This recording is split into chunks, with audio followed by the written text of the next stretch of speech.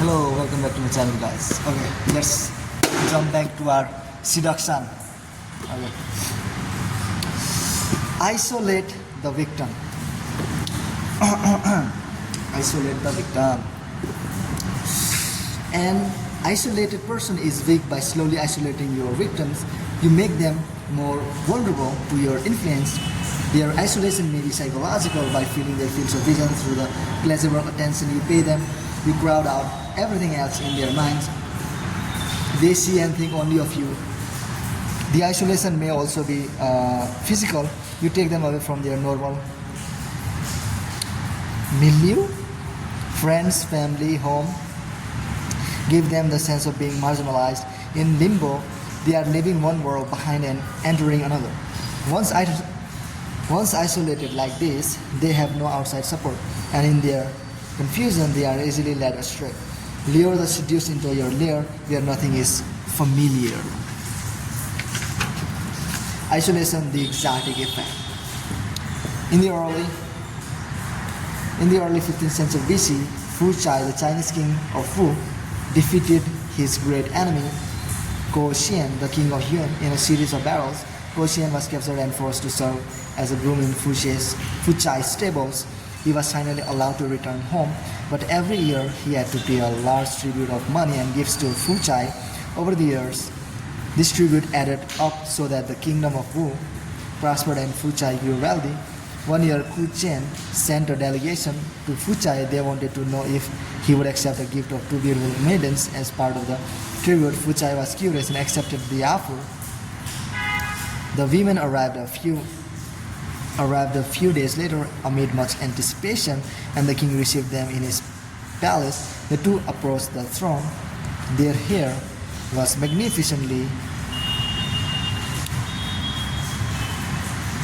coiffured in what was called the cloud cluster style, ornamented with pearl ornaments and kingfisher feathers. As they walked, the jade pendants hanging from their girdles made the most delicate sound. The air was full of some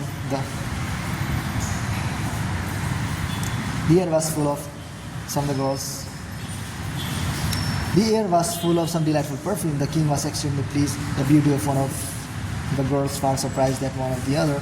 Her name was Shisha. She looked him in the eye without a hint of shyness. In fact, she was confident and coquettish, something he was not used to seeing in such a young girl. Fu Chai called for festivities to commemorate the occasion. The halls of the palace filled with revelers, inflamed with wine. Sisa danced before the king. She sang and her voice was beautiful. Reclining on a couch of white jade, she looked like a goddess. The king could not leave her side. The next day he followed her everywhere. To his astonishment, she was witty, sharp, and knowledgeable, and could quote the classics better than he could. When he had to leave her to deal with the royal affairs, his mind was full of her image.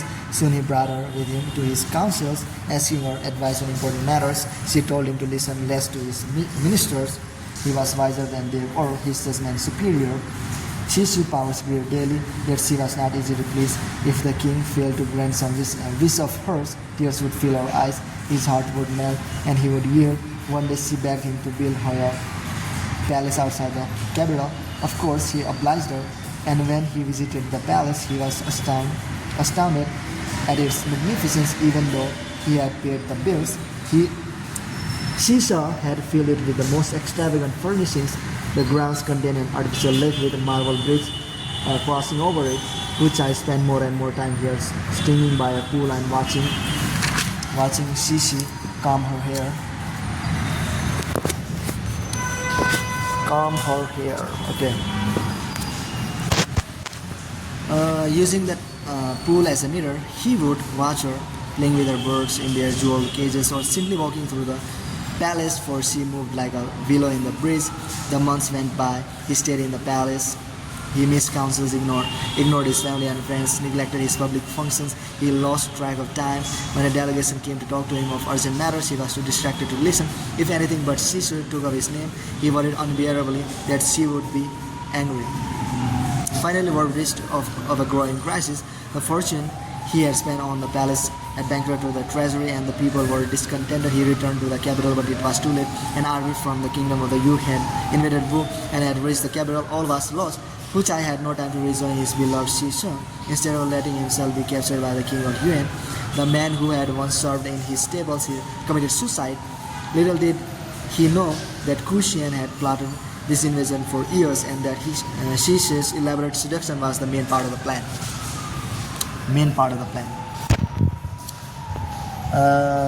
In the present, Xian wanted to make sure that his invasion of Wu would not fail. His enemies was not Fu Chai's armies or his wealth and his resources, but his mind.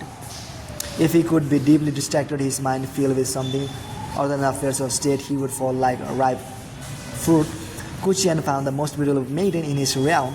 For 3 years, he had her trained in all of the arts, not just singing, dancing, and calligraphy, but how to dress, how to talk, how to play the coquette, and it worked.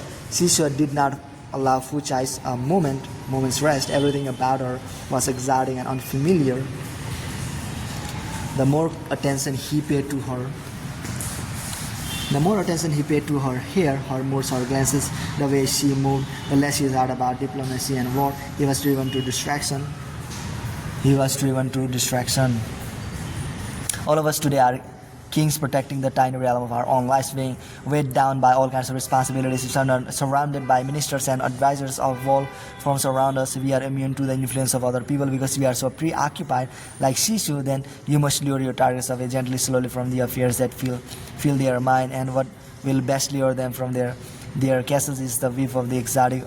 Offer something unfamiliar that will fascinate them and hold their attention. Be different in your manners and appearance and slowly envelop them in this different world of yours. Keep your targets off balance with quiet changes of mood. Do not worry that the disruption you represent is marking them emotional. This is a sign of their growing weaknesses. Most people are ambivalent. On the other hand, they feel comforted by their habits and duties. On the other, they are bored and ripe for anything that seems exotic, that seems to come from somewhere else. They may struggle to have doubts, but exotic pleasures are irresistible. The more you can get them into your world, the weaker they become. As with the king of Wu, by the time they realize what has happened, it is too late.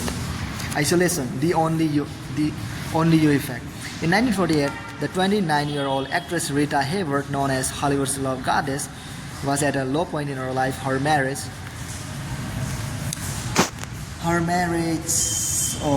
to Orson Welles was breaking up. Her mother had died, and her career seemed stalled. That summer she headed for Europe. Welles was in Italy at the time, and in the back of her mind she was dreaming of reconciliation. Rita stopped first in the French Riviera. Invitations poured in, particularly from wealthy men, for at that time she was considered the most beautiful woman in the world. Aristotle, Onassis, and the Shah of Iran telephoned her, almost daily begging for a date. She turned them all down. A few days after her arrival, though, she received an invitation from Elsa Maxwell, the society hostess who was giving a little party in Cannes. Rita black-balked, but Maxwell insisted, telling her to buy a new dress, show up a little late, and make a grand entrance. Rita played along and arrived at the party wearing a white racing gown, her red hair falling over her bare shoulders. She was greeted by a reaction she had gotten used to. All conversations started as both men and women turned in their chairs, the men gazing in amazement, the women jealous. A man hurried to her side and escorted her to the stable. It was 37 years old Prince Ali Khan, the son of the Aga Khan III, who was the worldwide leader of the Ismaili sect and one of the richest men in the world. Rita had been warned about Ali Khan, a notorious rake. To her dismay, they were seated next to each other, and he never left her side. He asked her a million questions about Hollywood, her interest, on and on. She began to relax a little and open up. There were other beautiful women there, princesses, actresses, but Ali Khan ignored them all, acting as if Rita were the only woman there. He led her into the dance floor, and though he was an expert dancer, she felt uncomfortable. He held her a little too close. Still, when he offered to drive her back to her hotel, she agreed. They sped along the Grand Corniche. It was a beautiful night. For one evening, she had managed to forget her many problems, and she was grateful, but she was still in love with Welles and an affair with a rake like Ali Khan was not what she needed. Ali Khan had to fly off on business for a few days. He begged her to stay at the Riviera until he got back. While he was away, he telephoned constantly. Every morning, a giant bouquet of flowers arrived on the telephone. He seemed particularly annoyed that the Shah of Iran was trying hard to see her, and he made her promise to break the date to which she had finally agreed. During this time, a ghastly fortune teller visited the hotel, and Rita agreed to have her fortune read. You are about to embark on the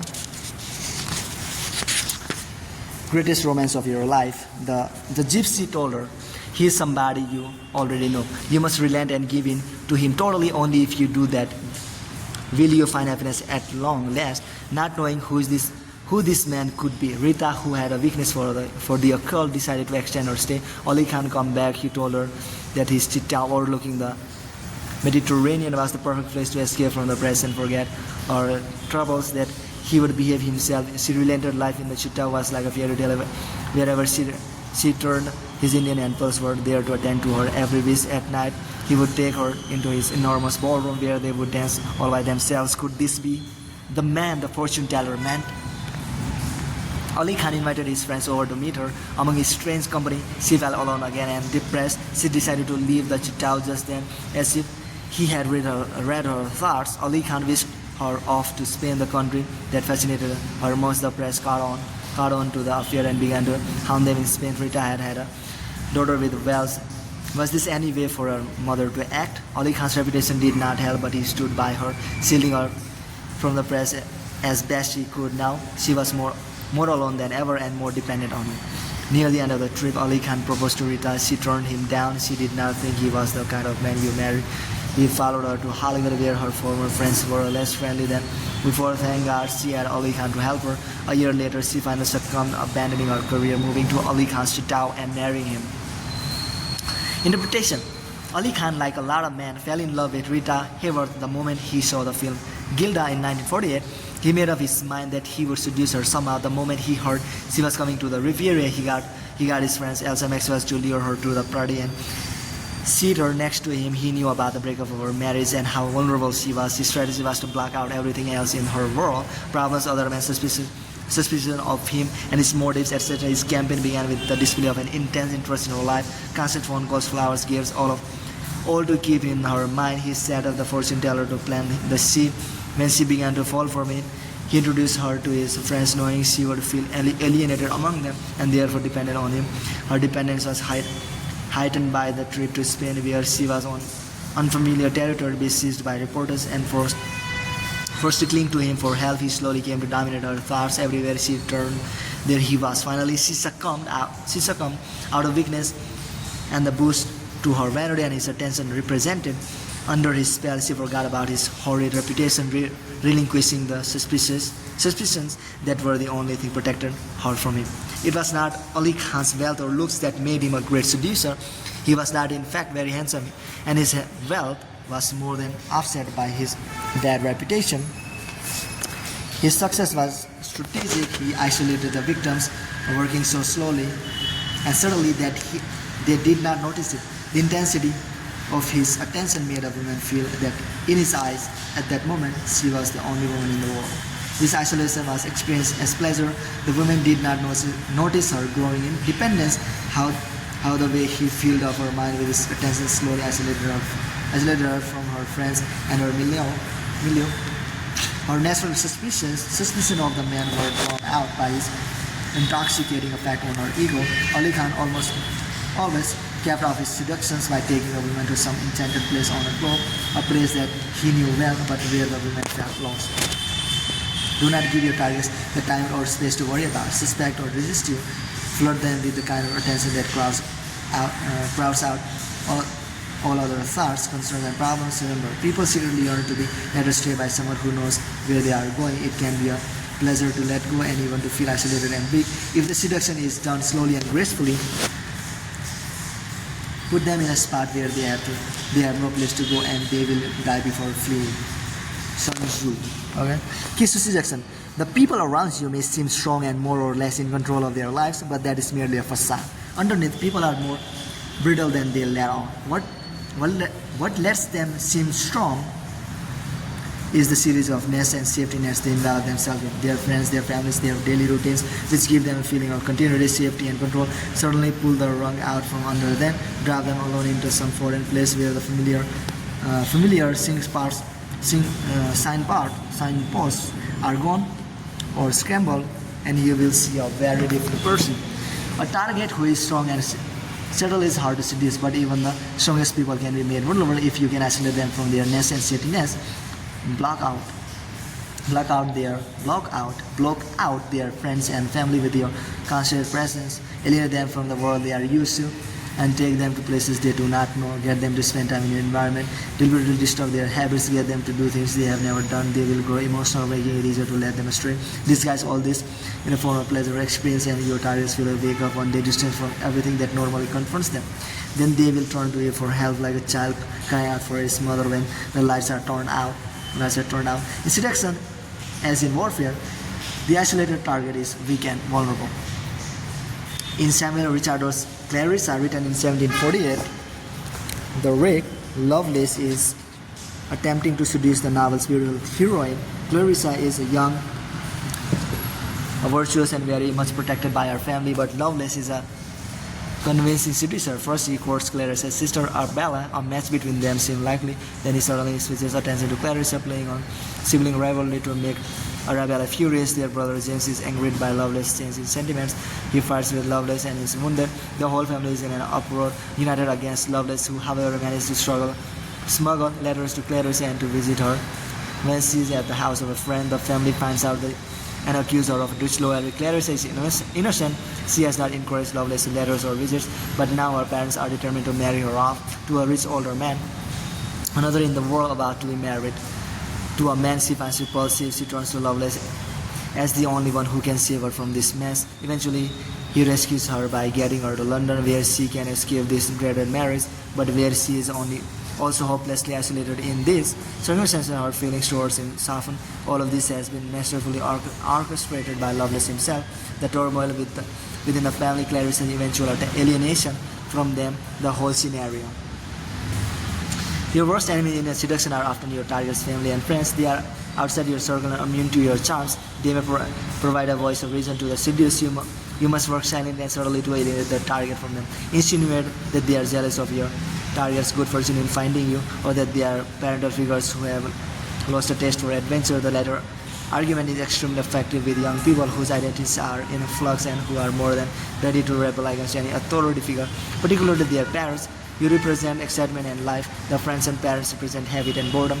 In Shakespeare's The Tragedy of King Richard III, Richard, when still the Duke of Gloucester, he murdered King Henry V and his son Prince Edward. Shortly thereafter, he accosts Lady Anne, Prince Edward's widow, who knows what he has done to the two men closest to her, and who hates him much as a woman can hate.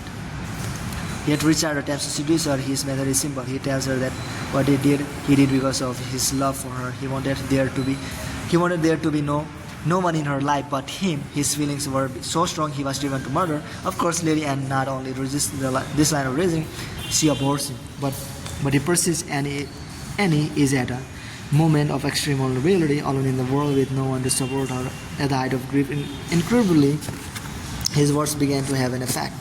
Murder is not a seductive tactic, but the seducer does enact a kind of killing, a psychological one. Our past attachments are a barrier to the present. Even people we have left behind can continue to have a hold on us. As a seducer, you will be held up to the past compared to previous suitors, perhaps found inferior. Do not let it get to the point. Crowd out the past with your attention in the present. If necessary, find ways to disparage their previous lovers, subtly or not so subtly, depending on the situation. Even go so far as to open old wounds, making them feel old pain, and seeing by contrast how much better the present is. The more you can isolate them from their past, the deeper they will sink with you into the present. The principle of isolation can be taken literally like whisking the target off to an exotic locale. This was Ali Khan's method. A secluded island works best. And indeed, islands cut off from the rest of the world have always been associated with the pursuit of sensual pleasures. The Roman Emperor Tiberius descended into debauchery once he made his home on the island of Capri. The danger of travel is that your targets are intimately exposed to it.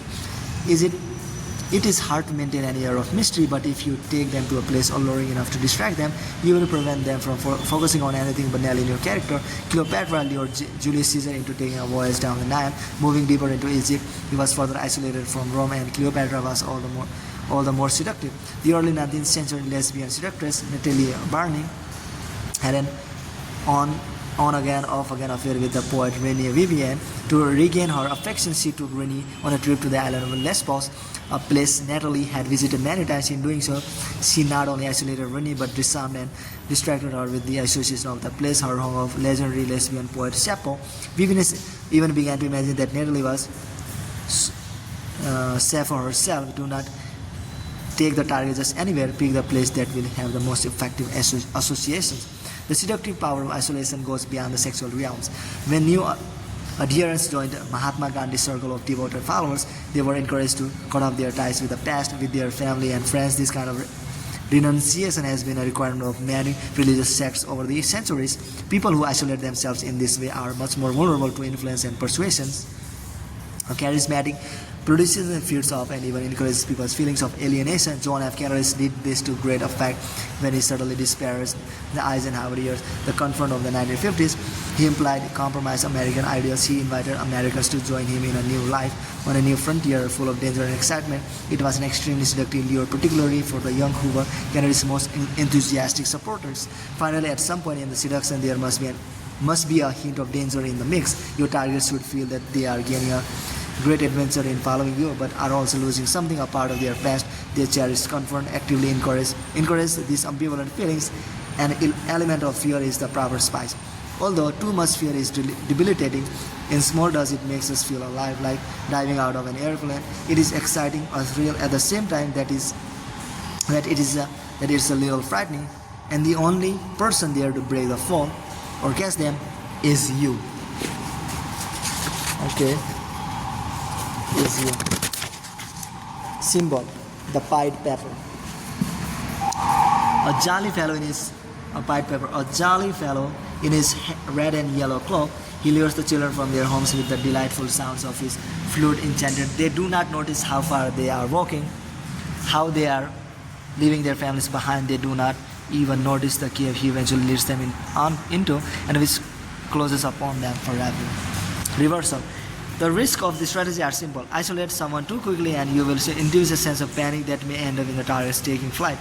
The isolation you bring must be gradual and disguised as pleasure, the pleasure of knowing you, leaving the world behind. In any case, some people are too fragile to cut off from their base of support. The great modern courtesan Pamela Harriman had a solution to this problem. She isolated her victims from their families, their former or present wives, and in place of those old connections, she quickly set up new comforts for her lovers.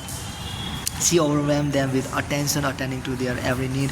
In the case of Avril Harriman, the billionaire who eventually married her, she literally established a new home for him, one that had no association with the past, and she was full of the pleasures of the present. It is unwise to keep the seduced dangling in mid-air for too long with nothing familiar or comforting in sight. Instead, replace the familiar things you have cut them off from with a new home, a new series of comforts. Phase 3, the precipice. The precipice, deepening the effect through extreme measures. Okay. Extreme measures.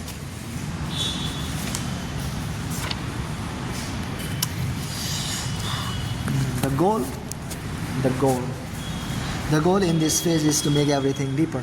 The effect you have on their mind, feelings of love and attachment, tension within your victims with your hooks deep into them. You can then push them back and forth between hope and despair until they weaken and snap, showing how far you are willing to go for your victims. Doing some noble or chivalrous deed will create a powerful jolt, spark an intensely positive reaction. Everyone has scars, repressed desires, and unfinished business from childhood. Bring these desires and wounds to the surface. Make your victims feel they are getting what they never got as a child, and you will penetrate deep into their psyche. Still uncontrollable emotions. Effect is regression. Now you can take your victims past their limits, getting them to act out their dark sides, adding a sense of danger to your seduction. You need to deepen the spell, and nothing will more confuse and enchant your victims than giving your seduction a spiritual veneer. It is not lust that motivates you, but destiny, divine thoughts, and everything elevated. The erotic works being the spiral. Now your victims have been properly set up by deliberately hurting them, instilling fears and anxieties. You will lead them to the edge of or the precipice from which it will be easy to push and make them fall. They feel great tension and are yearning for relief. Okay, that's it for today, guys. Bye. See you tomorrow.